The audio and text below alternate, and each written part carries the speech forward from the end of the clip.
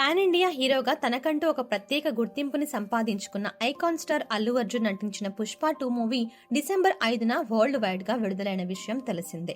ఒక రోజు ముందుగానే ప్రీమియర్ షోలు కూడా జరుపుకున్న ఈ మూవీ ఇప్పుడు పాజిటివ్ టాక్ తో ముందుకు దూసుకుపోతోంది. ఇకపోతే పుష్ప 2 మూవీపై అంచనాలు పెరగడానికి ఓ రకంగా పునాది వేసింది లాస్ట్ ఇయర్ 2023 ఏప్రిల్లో అల్లు అర్జున్ గారి పుట్టినరోజు సందర్భంగా వేరిస్ పుష్ప పేరుతో విడుదలైన గ్లిమ్స్ అని చెప్పవచ్చు. తిరుపతి జైలు నుంచి పుష్ప తప్పించుకున్నాడని, అతనిపై 10 రౌండ్ల కాల్పులు జరిగాయని, బ్రతికే అవకాశం లేదని వార్తల్లో చెబుతున్నట్టుగా గ్లిమ్స్ లో చూపించారు. పుష్ప మరణించాడన్న వార్తలతో అతని మద్దతుదారులు చేసే విధ్వంసం అంతా ఇంత కాదు. ప్రజలు నిరసన వ్యక్తం చేయడం, పోలీసులు 144 సెక్షన్ విధించడం వంటివి కూడా గ్లిమ్స్ లో చూపించారు.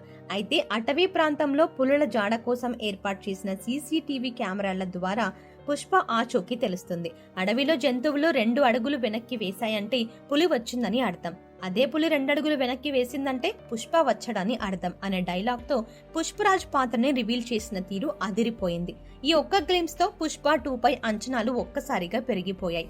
అయితే విచిత్రం ఏంటంటే అసలు సినిమాలో ఆ గ్లిమ్స్ లోని సన్నివేశాలే లేవు. పుష్ప 2 కోసం ముందుగా వేరే కథ అనుకొని ఆ తర్వాత కథని మార్చారా, లేక ఈ సన్నివేశాలు పుష్ప పార్ట్ 3లో చూపిస్తున్నారా అనేది తెలియాల్సి ఉంది. వేరేస్ పుష్ప గ్లిమ్స్ లోని సీన్స్ మాత్రమే కాదు, ట్రైలర్ లో చూపించిన కొన్ని షార్ట్స్ కూడా సినిమాలో కనిపించలేదు. పుష్ప 2లో జపాన్ పార్ట్ లో యాక్షన్ సీక్వెన్స్ తో పుష్పరాజు పాత్రని ఇంట్రడ్యూస్ చేశారు. ఆ తర్వాత సినిమాలో జపాన్ ఊసే ఉండదు.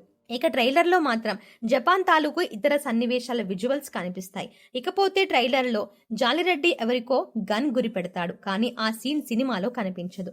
ట్రైలర్ లో పుష్ప శివమాలలో దర్శనమిచ్చిన విజువల్స్ కూడా సినిమాలో ఉండవు. అలాగే సినిమాలో 2 పెద్ద బ్లాస్ట్లు జరుగుతాయి. వాటిని ఎవరు చేశారనే ప్రశ్నలను అలాగే వదిలేశారు. వీటన్నింటినీ పార్ట్ 3 అంటే పుష్ప పార్ట్ 3లో సమాధానం దొరికే అవకాశం ఉంది.